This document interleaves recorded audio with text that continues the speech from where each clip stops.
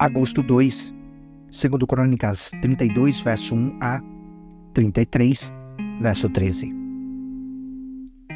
Depois de Ezequias ter sido tão fiel em todas essas situações, Senaqueribe, rei da Assíria, invadiu Judá. Cercou as cidades fortificadas e deu ordem para que seu exército rompesse os muros.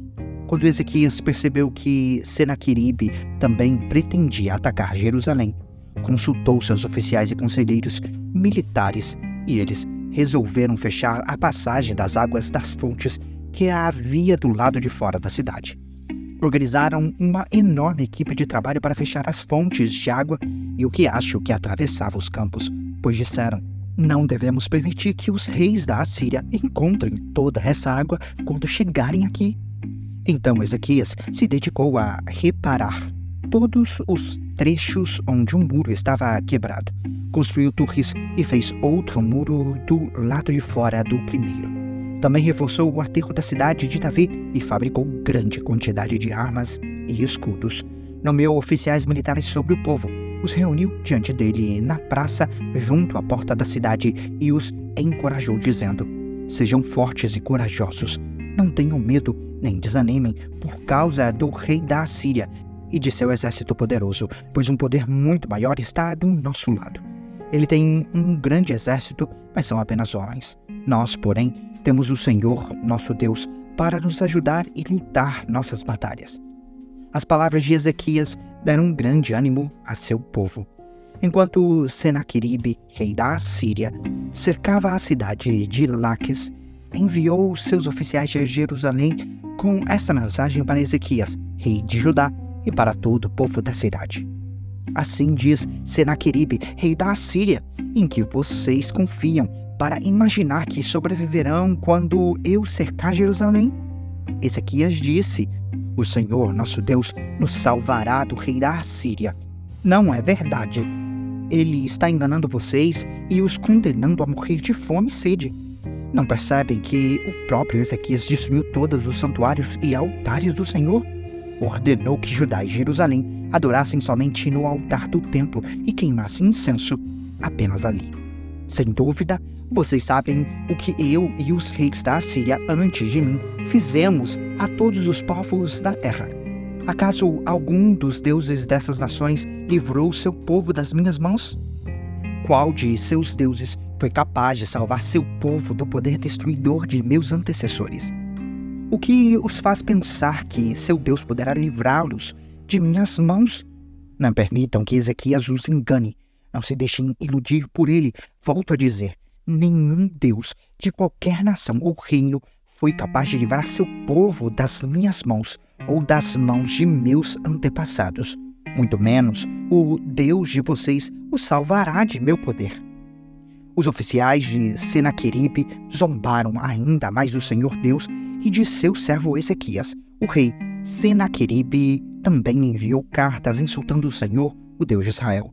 Escreveu: assim como os deuses de todas outras nações não foram capazes de salvar seu povo das minhas mãos, também o Deus de Ezequias fracassará. Os oficiais assírios que trouxeram as cartas gritaram isso em hebraico para o povo sobre os muros da cidade, tentando amedrontá-lo para que fosse mais fácil conquistar a cidade. Falaram do Deus de Jerusalém como se fosse um dos deuses estrangeiros, feito por mãos humanas.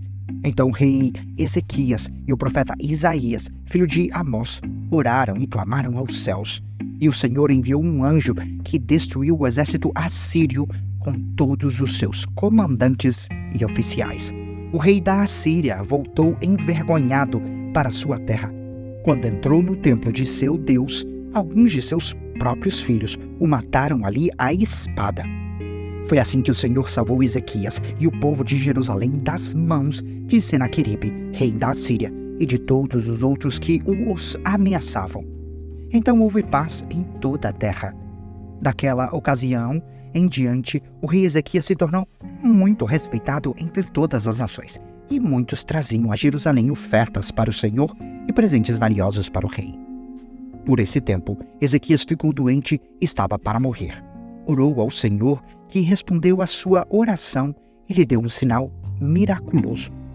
Ezequias, porém, não correspondeu como devia à bondade com que foi tratado e se tornou orgulhoso.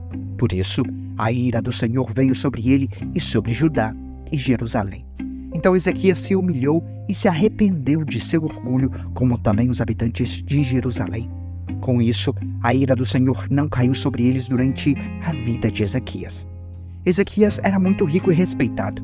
Construiu depósitos especiais para guardar prata, ouro, pedras preciosas, especiarias, escudos e outros objetos de valor que lhe pertenciam.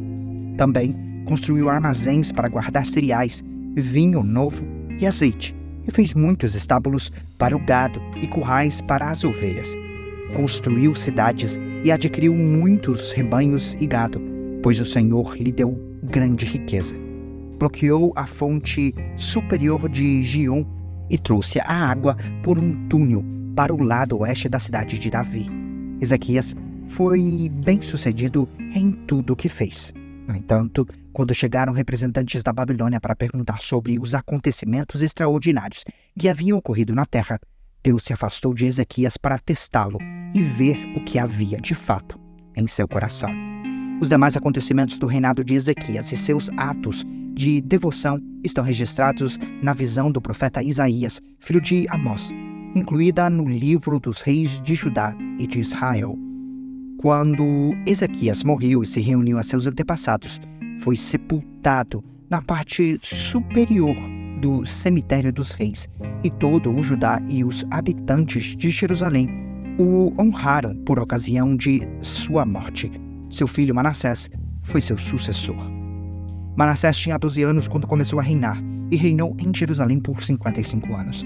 Fez o que era mau aos olhos do Senhor e seguiu as práticas detestáveis das nações que o Senhor havia expulsado de diante dos israelitas. Reconstruiu os santuários idólatras que seu pai Ezequias havia destruído. Construiu altares para Baal e ergueu postes de Azerá. Também se curvou diante de todos os astros dos céus e lhe prestou culto. Construiu altares idólatras no templo do Senhor, sobre o qual o Senhor tinha dito: meu nome permanecerá em Jerusalém para sempre.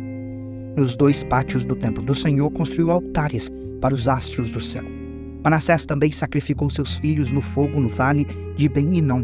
Praticou feitiçaria, adivinhação e magia, e consultou médios e praticantes do ocultismo. Fez muitas coisas perversas aos olhos do Senhor e com isso provocou sua ira. Manassés chegou a fazer uma imagem esculpida e colocá-la no templo de Deus, sobre o qual Deus tinha dito a Davi e a seu filho Salomão: meu nome será honrado para sempre neste templo e em Jerusalém, a cidade que escolhi dentre todas as tribos de Israel. Se os israelitas tiverem o cuidado de obedecer a meus mandamentos, todas as leis, estatutos e decretos que meu servo Moisés lhes deu, não os expulsarei desta terra que dei a seus antepassados.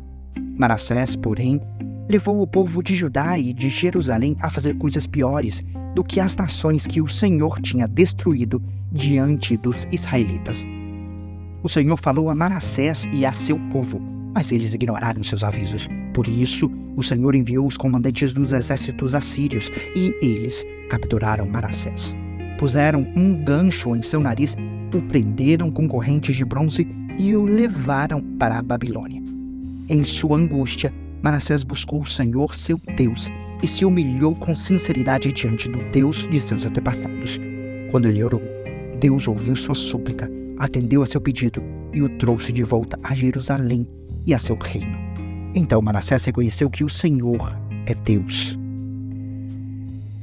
Romanos 15, versos 23 a 16, verso 9.